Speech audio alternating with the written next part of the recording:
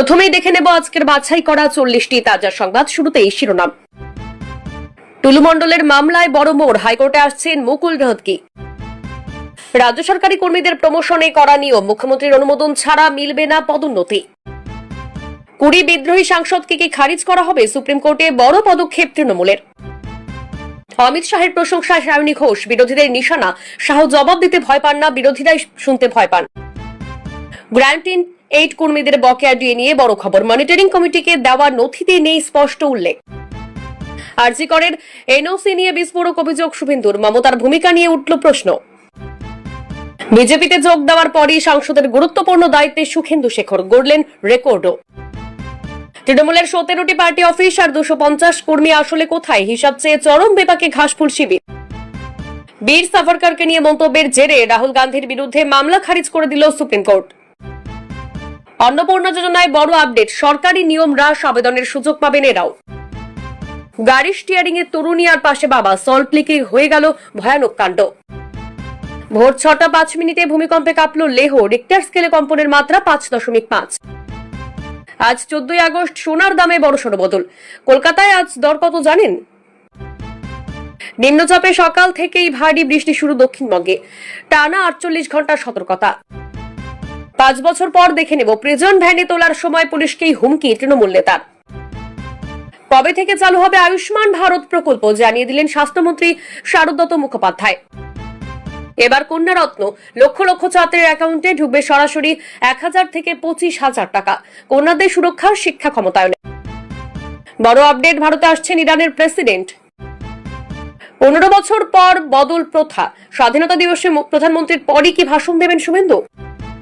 Supreme কোর্টে DA মামলার শুনানি নিয়ে বড় সুখবর দিলেন মলয় মুখোপাধ্যায়, খুশিতে সরকারি কর্মীরা। নির্মল ঘোষ গ্রেফতার হলে মমতা কেন নন? অভয়াকাণ্ডে প্রাক্তন মুখ্যমন্ত্রীকে গ্রেফতারের দাবিতে বিস্ফোরক বিজেপি নেতৃত্ব। এখনই গ্রেফতার নয়, সুপ্রিম কোর্টে বড় স্বস্তি, অভিষেকের পিএ সুমিত রায়ের বহাল রক্ষা কবচ। দেবের দাদাগিরিতে দিদি নম্বর 1 স্বস্তিকার সঙ্গে টিএমসির কুণাল, মতের অমিল বিবেচ্য নয়। বিধায়কদের দাপটে কোণঠাসা বিজেপি, পুলিশের আচরণে তুঙ্গে ক্ষোভ। কেন এনআরএসএ স্ত্রীর ময়নাতদন্ত করতে দিলেন না? মুখ খুললেন রূপালীর স্বামী। 15 আগস্টের মধ্যে এলপিজি ইকিউআইসি বাধ্যতামূলক না করলে কি কি সমস্যা হতে পারে? কোটি টাকার তোলাবাজি মামলা, তৃণমূলের দেবরাজের বিরুদ্ধে বারাসাত আদালতে 256 পাতার বিস্ফোরক দ্বিতীয় চার্জশিট। দিল্লি সফর নিয়ে বড় মোড়, মোদির বিশেষ আমন্ত্রণে কি বার্তা দিলেন তারেক রহমান? নেতাজিকে কিছু বলার আগে 10 বার ভাবুন, এবার অনন্ত মহারাজকে বেঁধলেন সুকান্ত মজুমদার। শিলিগুড়িতে অমিত শাহর বড় পদক্ষেপ, ভারতের চিকেন স্নেক কি এবার সুরক্ষিত?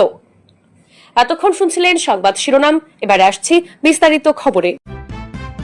রাজ্য সরকারি কর্মীদের প্রমোশনে করা নিয়ম, মুখ্যমন্ত্রীর অনুমোদন ছাড়া মিলবে না পদোন্নতি।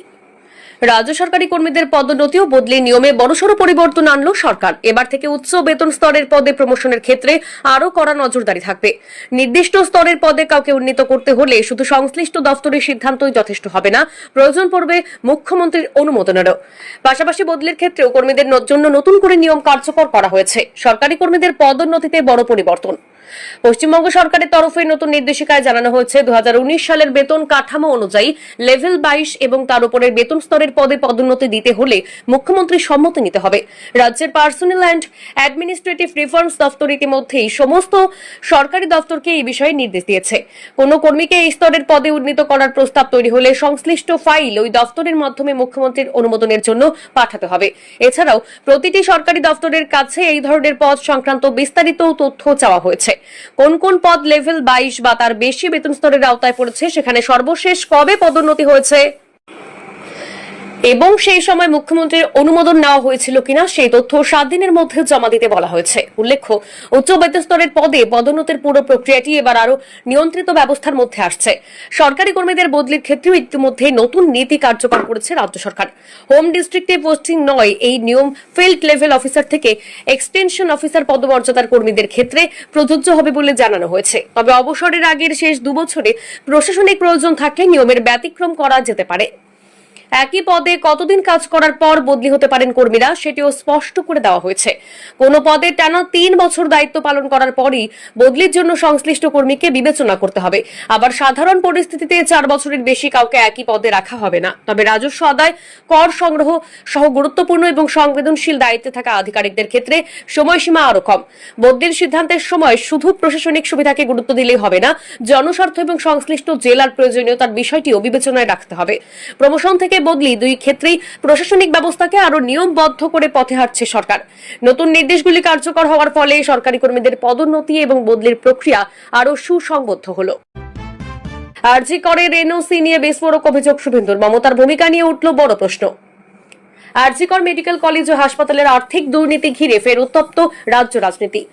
প্রাক্তন অধ্যক্ষ সন্দীপ ঘোষকে ঘিরে তদন্ত, কেন্দ্রীয় তদন্তকারী সংস্থাগুলির পদক্ষেপ এবং তৎকালীন প্রশাসনের ভূমিকা নিয়ে এবার সরাসরি প্রশ্ন তুললেন পশ্চিমবঙ্গের মুখ্যমন্ত্রী শুভেন্দু অধিকারী। মুখ্যমন্ত্রীর অভিযোগ, আরজি করের আর্থিক অনিয়মের ঘটনায় অভিযুক্তদের বিরুদ্ধে আইনি পদক্ষেপের ক্ষেত্রে প্রয়োজনীয় সরকারি অনুমোদন বা ছাড় পত্র পেতে দীর্ঘ সময় লেগেছিল। তার বক্তব্যে তৎকালীন মুখ্যমন্ত্রী মমতা বন্দ্যোপাধ্যায়ের সরকার ভূমিকা নিয়েও প্রশ্ন ওঠে। তবে বর্তমান তদন্তের নথিভুক্ত গতিপথ বলছে বিষয়টি ইতিমধ্যেই বেশ কিছুটা এগিয়েছে। 2026 সালের ফেব্রুয়ারিতে এনফোর্সমেন্ট ডিরেক্টরেট বা ইডি আরজি করের আর্থিক অনিয়ম এবং অর্থ পাচার সংক্রান্ত মামলায় প্রাক্তন অধ্যক্ষ সন্দীপ ঘোষ সহ 4 জনের বিরুদ্ধে চার্জশিট জমা দেয়। কি অভিযোগ উঠেছিল? আরজি কর মেডিকেল কলেজের আর্থিক অনিয়মের অভিযোগ প্রথমে সামনে আসে সন্দীপ ঘোষের অধ্যক্ষ থাকাকালীন সময়ের বিভিন্ন প্রশাসনিক ও আর্থিক সিদ্ধান্তকে ঘিরে। হাসপাতালের প্রাক্তন ডেপুটি সুপারিনটেন্ডেন্ট আখতার আলী এই নিয়মে অভিযোগ তোলেন এবং কলকাতা হাইকোর্টে তদন্তের দাবি জানান। পরবর্তীতে আদালতের নির্দেশে সিবিআই আর্থিক অনিয়মের তদন্ত হাত দেয়। তদন্তে হাসপাতালের টেন্ডার, সরঞ্জাম, ওষুধ কেনা, বিভিন্ন কাজের বরাত এবং আর্থিক লেনদেন নিয়ে একাধিক অভিযোগ খতিয়ে দেখা হয়। সিবিআই এর পাশাপাশি অর্থের লেনদেনের দিকটি খতিয়ে দেখতে তদন্ত শুরু করে ইডি। তদন্তকারীদের অভিযোগের মধ্যে ছিল টেন্ডার প্রক্রিয়ায় অনিয়ম, নির্দিষ্ট সংস্থাকে সুবিধা পাইয়ে দেওয়া এবং আইনি আর্থিক লেনদেনের মাধ্যমে অর্থ সরানোর সম্ভাবনা। ইডির চার্জশিটে কি রয়েছে? 2026 সালের 6 ফেব্রুয়ারি ইডি কলকাতার বিশেষ আদালতে চার্জশিট জমা দেয়। সেখানে সন্দীপ ঘোষকে অন্যতম প্রধান অভিযুক্ত হিসেবে উল্লেখ করা হয়। তার সঙ্গে ব্যবসায়ী এবং সরবরাহকারী হিসেবে পরিচিত কয়েকজনের নামও উঠে আসে। ইডির অভিযোগ অনুযায়ী হাসপাতালের বিভিন্ন কাজের বরাত দেওয়ার ক্ষেত্রে একটি নির্দিষ্ট গোষ্ঠীকে সুবিধা পাইয়ে দেওয়ার ব্যবস্থা তৈরি করা হয়েছিল। তদন্তে কয়েক কোটি টাকার কাজের বরাত এবং কমিশনের অভিযোগও সামনে আসে। ইন্ডিয়ান এক্সপ্রেসের প্রতিবেদন, ইডির চার্জশিটের ভিত্তিতে প্রায় 6.89 কোটি টাকার চুক্তি এবং 10 থেকে 15% কমিশনের অভিযোগের কথা উল্লেখ করা হয়েছে। অবশ্য আদালতে অভিযোগ প্রমাণিত না হওয়া পর্যন্ত অভিযুক্তদের আইনগতভাবে দোষী বলা যায় না। অনুমোদন আটকে ছিল শুভেন্দুর অভিযোগ। মুখ্যমন্ত্রী শুভেন্দু অধিকারীর বক্তব্য, আগের সরকারের আমলে তদন্তকারী সংস্থাগুলির প্রয়োজনীয় সরকারি অনুমোদন পেতে দীর্ঘ সূত্রিতা ছিল। তার অভিযোগের ক্ষেত্রে রয়েছে তৎকালীন প্রশাসনের সিদ্ধান্ত এবং তদন্তের গতি নিয়ে প্রশ্ন। তবে বর্তমান পরিস্থিতি আগের অবস্থায় নেই। 2026 সালের মে মাসে পশ্চিমবঙ্গ সরকার সন্দীপ ঘোষের বিরুদ্ধে ইডির প্রসিকিউশন চালানোর জন্য আনুষ্ঠানিক অনুমোদন দেয়। এর ফলে সংশ্লিষ্ট আদালতে তার বিরুদ্ধে বেআইনি প্রক্রিয়া এগিয়ে নিয়ে যাওয়ার পথ আরো পরিষ্কার হয়। অর্থাৎ 1.5 বছর ধরে ছাড়পত্র আটকে রয়েছে। এই অভিযোগটি মূলত অতীতের প্রশাসনিক বিলম্বের দাবি হিসেবে দেখা উচিত। বর্তমানে সেই অনুমোদন দেওয়া হয়ে গেছে। আরজি কর তদন্তে নতুন করে প্রশাসনিক পদক্ষেপ। আরজি কর কাণ্ডে তদন্তের পরিধি আরো বাড়ানোর কথাও জানিয়েছে বর্তমান সরকার। দায়িত্বে থাকা কয়েকজন পুলিশ আধিকারিকের ভূমিকা নিয়েও প্রশ্ন উঠেছে। গ্র্যান্ট ইন এইড কর্মীদের বকেয়া ডিএ নিয়ে বড় খবর। মনিটরিং কমিটিকে দেওয়া নথিতে নেই স্পষ্ট উল্লেখ। বকেয়া ডিএ ইস্যুতে খুলছে জট। সুপ্রিম কোর্টের নির্দেশ মতো অবসরপ্রাপ্ত বিচারপতি ইন্দু মালহোত্রার নেতৃত্বে গঠিত কমিটির কাছে সম্প্রতি রাজ্য সরকার রোপা 2009 এর বকেয়া ডিএ মেটানো নিয়ে তাদের প্রস্তাব জমা দিয়েছে। সেখানে 4 কিস্তিতে রাজ্য সরকারি কর্মীদের বকেয়া মেটানোর প্রস্তাব রাখা হয়েছে। গ্র্যান্ট ইন এইড কর্মীদের নিয়ে কি অবস্থান, গুরুত্বপূর্ণ তথ্য জেনে নিন। গ্র্যান্ট ইন এইড কর্মীদের বকেয়া ডিএ সংক্রান্ত আপডেট। ইতিমধ্যেই সরকারি কর্মীদের 2016 থেকে 2019 পর্যন্ত সময়ের বকেয়া ইতিমধ্যে একটা অংশের পিএফ তহবিলে এবং গ্রুপ ডিদের ক্ষেত্রে স্যালারি অ্যাকাউন্টে জমা পড়েছে। তার আগের 2008 থেকে 2015 সালের যে অংশ তা 4টি কিস্তিতে কর্মীদের দিতে মনিটরিং কমিটিকে প্রস্তাব রাজ্য সরকারের।